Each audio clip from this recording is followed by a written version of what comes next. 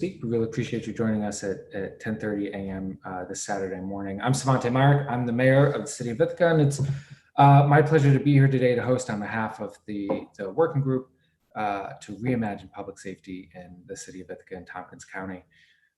This session is obviously recorded and being broadcast and is shared not only with decision makers in the Reimagine Policing Task Force, but with the members of the Common Council and the county legislature. So first, I want to say thanks for tuning in. You know, this can only work if we have broad, wide, and deep community engagement. And we know that, especially in this pandemic, we've had to figure out new ways to do that kind of public engagement. And we don't have it perfect yet. We don't have it right yet. But the one thing we know for sure is that no one method is going to cover all of our bases. So while we do have a website up and we encourage people to email the group, they can also fill out the online survey. We've also created physical drop boxes for folks to fill out that survey. The Tompkins County Public Library is opening kiosks so that people without internet access can walk in and use the survey.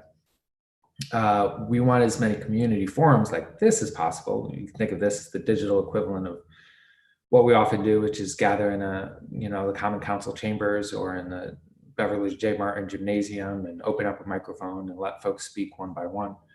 But we also want to recreate some other types of community conversations. So those are going to look like focus groups. Most of the focus groups will, smaller groups where there's more crosstalk, folks exchange ideas, spar, share their experiences. Those will be happening mostly virtually, but there will be real life social distance versions of those focus groups as well as the working groups, folks that are going to carry on a longitudinal conversation, be able to carry some ideas, suggestions, thoughts through to their conclusion, all leading up to recommendations to the Common Council and the county legislature. So the next forums like these will continue, I believe it's every week through December 4th. They are all listed on the website. We encourage people to sign up for those forums. Dominic and Deanna will be kind enough to share the process and the links in the chat as we go along today. But now, for those of you who are in this forum now, so not just watching on YouTube, but have signed up to speak already, just use the raise hand feature on Zoom. We'll keep a running speaker list on the screen. Speakers are invited to speak for 2 minutes. And again, this is being broadcast live. So you should just know and understand that. Some of you have already shared your personal experiences, very moving experiences, your suggestions, your anecdotes, but just know that this is a public forum as well. And we want to say that up front. So, and I also want to say a real recognition. This is obviously a raw topic for many of us, but it takes a lot of courage to speak your mind about anything in public, and coming and choosing to do that here to contribute to this process, to help shape this process, really matters quite a bit. So that we'll turn it over for the speakers. Dominic will control the screen and the timer, and we'll wrap us up this morning with the announcement of our next forum, which I believe is next Friday, November 20th. Thanks, everybody. Yeah, thank you, Mayor Myrick. We have our first speaker who's raised their hand, Jude. You should be live and able to share your voice. Okay, morning meeting focus group. I'm hearing this rhetoric about defunding. That has to happen on a federal level. All our tax dollars, the main majority goes to defense budget from the laborers and the least amount in health and human services. I lived through Vietnam. It was you were forced to go into the military, fight and kill. Meanwhile, the GDP, the global daily pay, they took all the tax dollars, put it in a spending to the global corporations for profit gain, money laundering. And the least amount got spent on health and human services. So the most amount of anybody's laborers on the globe goes into their government, it goes into a defense system, and then people are ill and killed and death and live on psychologically imbalanced. And that's all to keep tax dollars the most spent in a defense budget. It's happened in America, the globe. Meanwhile, it's all funneled into anything you see across the cash register: Tabasco sauce, Betty Crocker, Duncan Hines, and then the least amount goes to Health and Human Services, and that's recorded on NPR every year. So I also want to address the homeless. I wish that you could taxi cab them, no questions asked, to the nearest psych centers coast to coast. So when you talk about defense defunding, it has to start at a greater value on what's causing the depletion and the death and destruction. All right, I'm sorry I yaddled. I'm going to have my tea and listen to y'all. Morning meeting focus group. What would you like to do today? Thank you, Jude. All right, other attendees, if anyone else would like to share their voice this morning, please use the raised hand feature. A reminder that if you do plan to speak, using the feature will allow me to keep a running speaker list of individuals who would like to speak. It'll be a little bit technically easier to manage. So I'd like to invite the attendees to raise your hand if you'd like to speak, and we can go from there.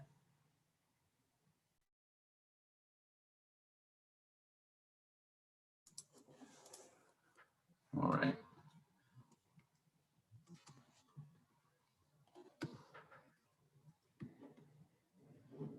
First up, we have Celia. Hi, thanks. I'm not sure how to get my video going on this screen here. Just audio for now. Okay, sounds good.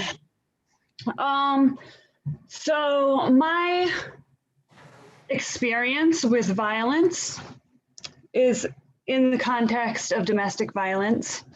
And obviously, well, maybe not, but here I'm speaking as a white woman raised by white parents with a white daughter embedded in a white community. So I have a very specific perspective. But it is true that about 1 in 4 people in our country are witnesses of or involved in domestic violence at one point or another in their lives. And that as an adverse childhood experience, domestic violence is incredibly impactful in shaping the abilities of people in our society to function academically, to function interpersonally.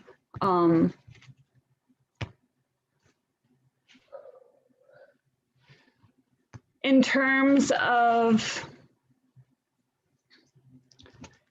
institutional help for domestic violence, we are definitely very poorly equipped to deal with it, and police involvement is mostly unhelpful and often detrimental and harmful to the people involved in domestic violence. For starters, there's not a real recognition or a way to deal with domestic violence that hasn't become physical violence. And it's very well understood and very well documented that all the other forms of abuse, like emotional abuse, psychological abuse, there's a whole list, are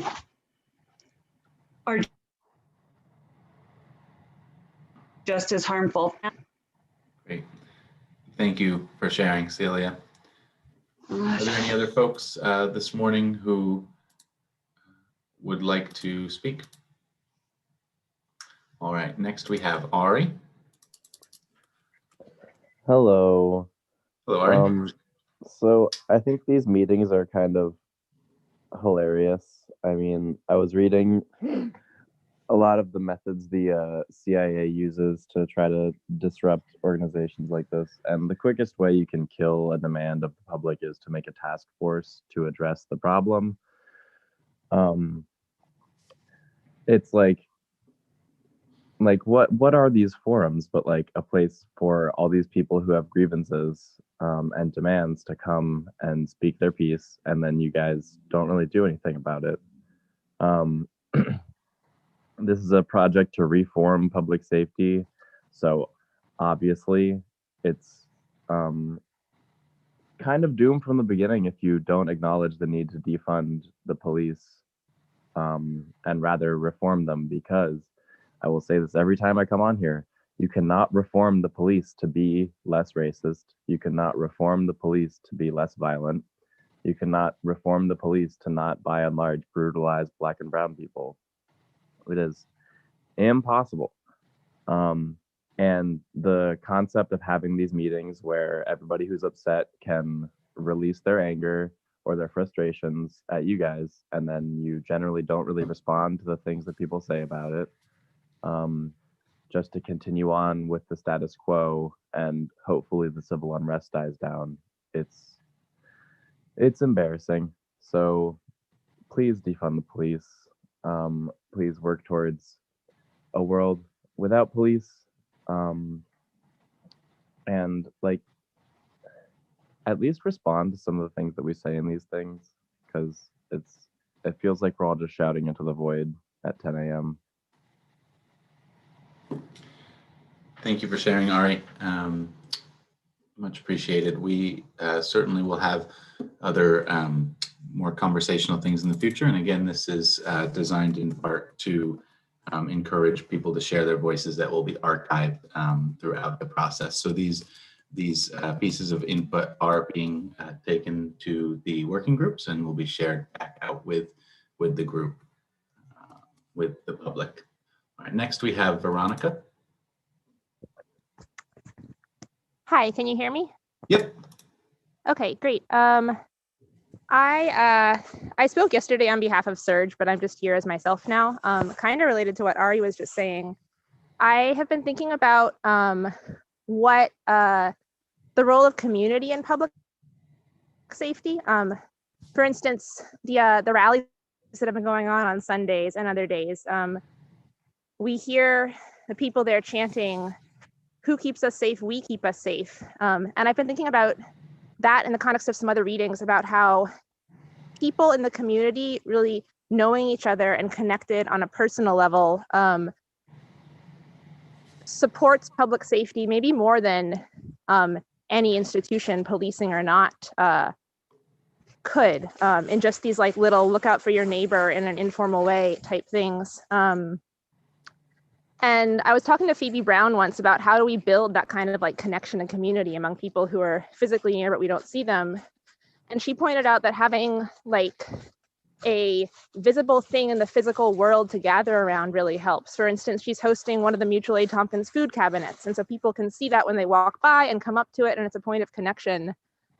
So I'm wondering, in this context of soliciting input on public safety, if there's a way to do that, like have something in the physical world where people can come up and see it and put their input, maybe like a big giant board in the commons with some disinfectant, a little roof to protect from the rain, and the questions like, what makes you feel safe? What makes you feel unsafe? Someone more knowledgeable in like interviewing and social science than me could come up with it, and see what people say.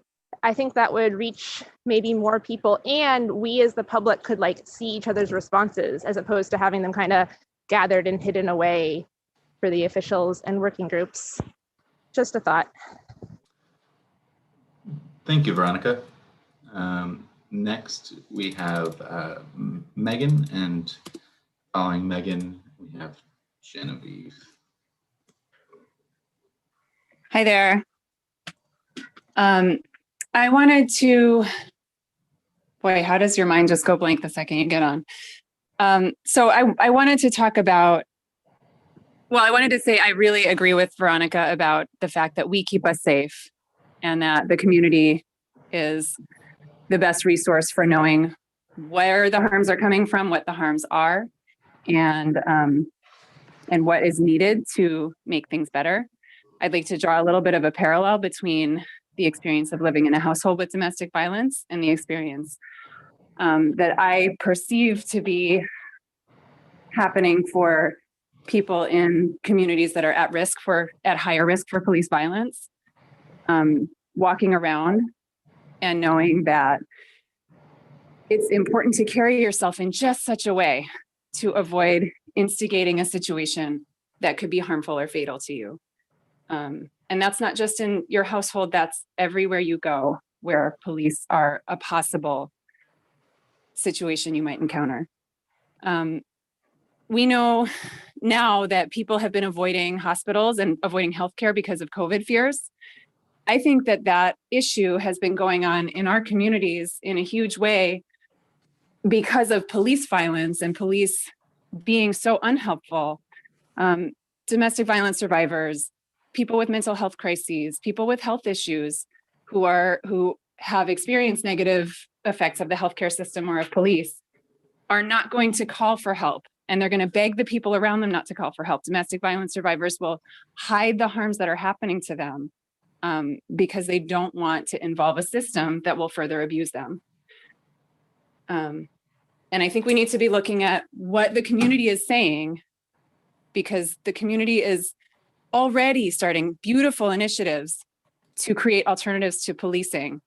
And that's where the focus of these focus groups needs to be, to be able to really identify what's going to help and what's going to make things better. Believe the people. Thank you, Megan. Genevieve? Can you hear me? Yes. Okay. Yeah, I'm just going to echo the other things that people have said about these meetings. Like, this is not an effective way to go about this. It's like the same people coming to these each time, a relatively small group of people, a group of people who's mostly not directly impacted by the worst parts of policing.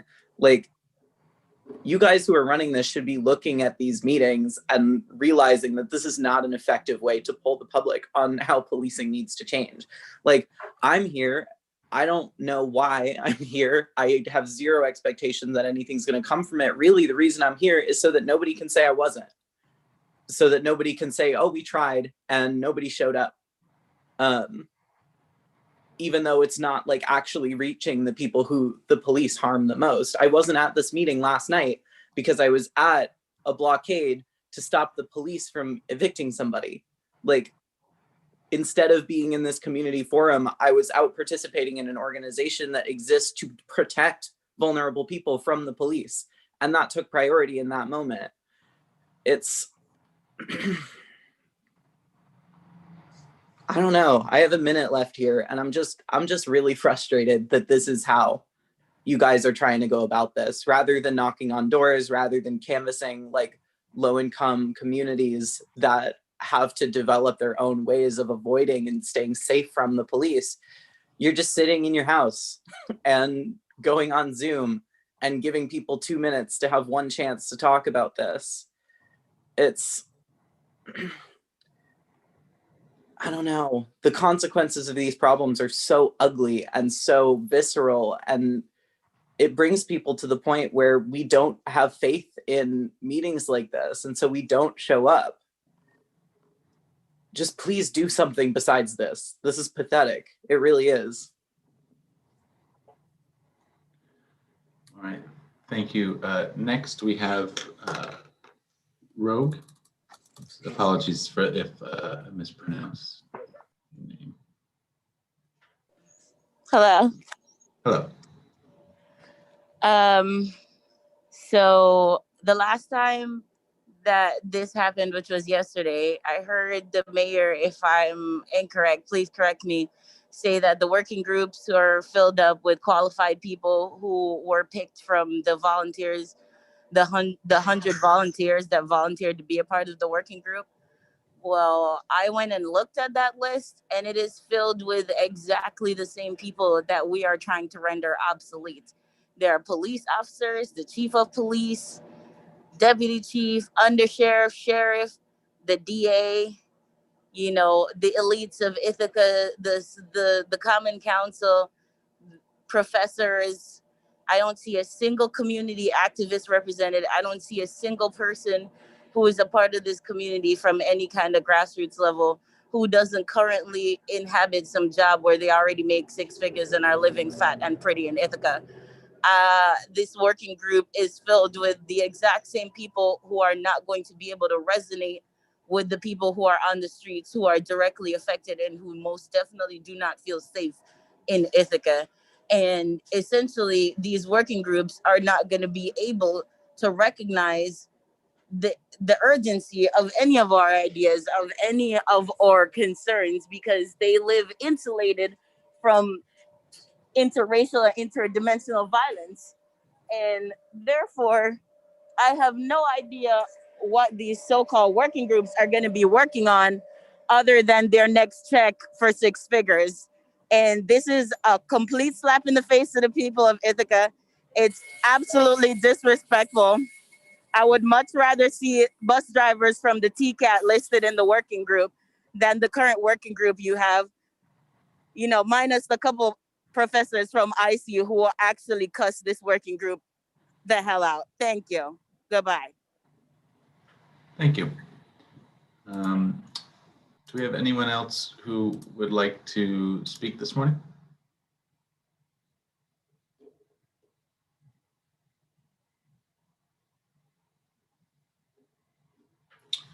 All right, we have Lincoln.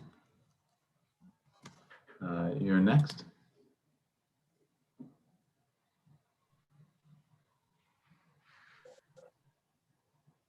Are you there, Lincoln? Hi, yeah. Hello. I'm here. Great. Yes, I think it's clear by now that the ostensible reasons for the police force protecting the community and so on are not the job that they actually do, and this is not reformable.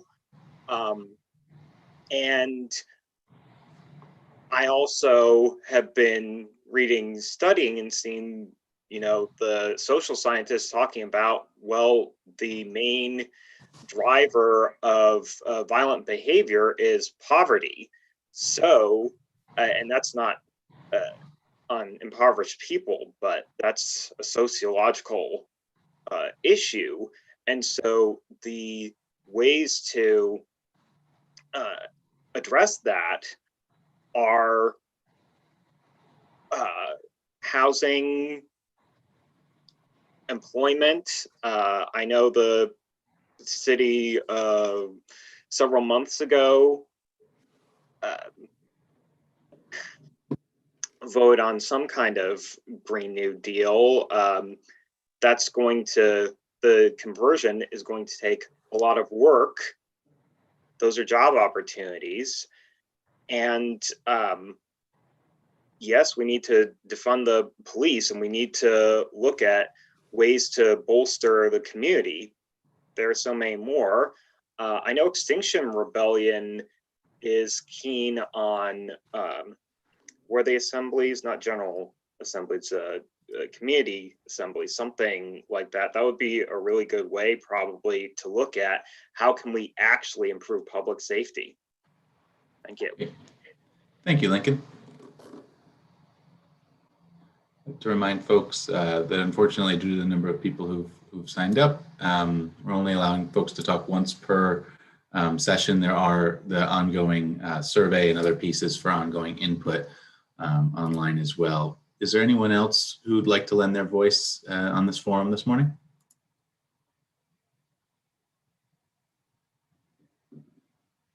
All right. Thomas. Hello. I am sorry, am I on? Yep, you're on. I'm a teacher's aide with the Ithaca City School District, and I want the same things that people have already talked about. I want the defund the police approach. Minneapolis Police Department was already doing police reform, and George Floyd was still killed. And I believe that the defund police approach is not only important for the reasons that people have said, but I think it'd be a better solution for police as well. I was talking with a coworker who knows the former chief of police, so she's very familiar with this stuff. And when I mentioned that the defund the police approach would basically take away all these things that we're putting on police already, she kind of agreed with me. That she said that the police were too put upon and relied on as the only solution for violent crime, substance abuse, mental health crises, domestic violence, homelessness, and more. And so if the defund the police approach is to make alternatives to all those things that the police have to do, it would make a job that could actually be done. Right now, relying on them to do all of these things perfectly enough to keep the community safe is not working and hasn't worked. And so I feel like we need those big changes, like moving parts of the police workload to other departments, like decriminalizing things on the police workload, like demilitarizing police so that force isn't the only option. And there's a bit of a more personal stake in this, in defunding the police reform for me as well. According to a widely cited report by the disability nonprofit the Ruderman Family Foundation, a third to half of all deadly use of force incidents involve a disabled person. And according to a paper published in the National Library of Medicine, 1 in 5 autistic people will be stopped, questioned, or arrested by the police before age 21. There was a case in Salt Lake City where an autistic 13-year-old was responded to by police instead of mental health counselors. And the kid was triggered, ran away, and ended up getting shot 11 times by police who made a really bad mistake. I know at least 10 autistic people in the area. I work with kids that are autistic, and I'm autistic. I don't want a tragedy like that 13-year-old boy to happen here. I don't want it to be someone I know. I don't want it to be anyone in the city that I know. I want our policing to be changed so that we actually can be better than those communities where tragedies happen, so that we make it so that tragedies don't happen. Thank you. Great, thank you. Thank you, Thomas. Thank you for sharing that. Next, we have Elijah.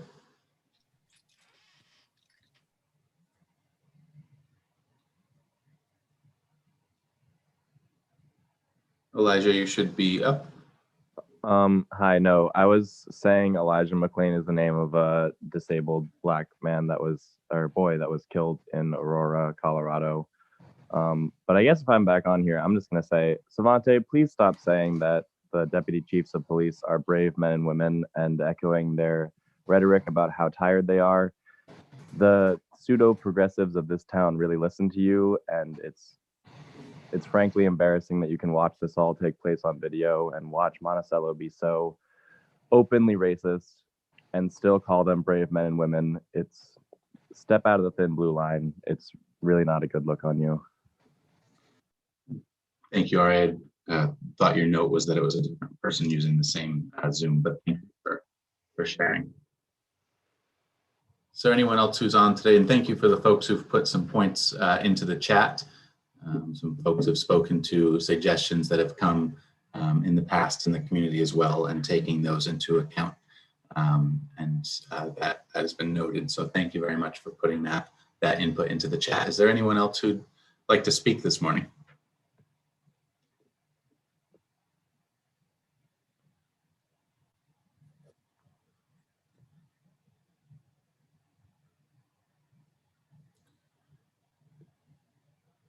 And I'd like to again thank all the attendees and folks tuning in online for being patient. It's certainly more difficult to gather online during a pandemic, and it's not a perfect solution, and we're looking at other ways to do that, and we do appreciate the feedback that folks have given us on how we want to gather that feedback throughout the process in different ways. So thank you for your input on suggestions on how to do the process too. We very much appreciate that. And folks can certainly put additional thoughts in the chat, as well as I'll have Deanna post a link again to the survey, which has the same question of what we need to know for reimagining public safety in our community. We'll give it another minute or so in case there's anyone else who'd like to raise their hand.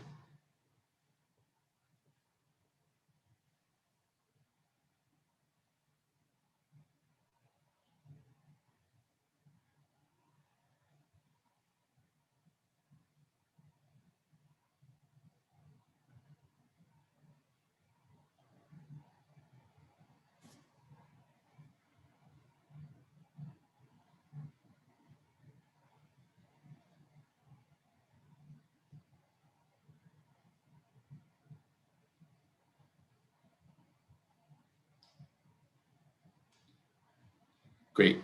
Well, thank you everyone for tuning in today. thank you for lending your voice to this process.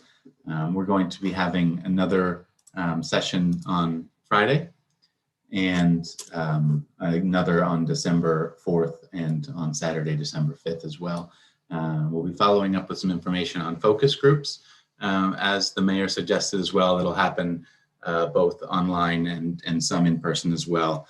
There'll also be some in-person interviews that will happen throughout the community during the process, particularly of vulnerable populations with members of our working group and some moderators we're working on with some community partners. So we'll be publishing that information shortly. And again, thank you everyone for attending today and for providing your input. And we'll see folks next week. Please remember to invite some of your friends and colleagues and peers as well to provide input. So thanks and have a great Saturday.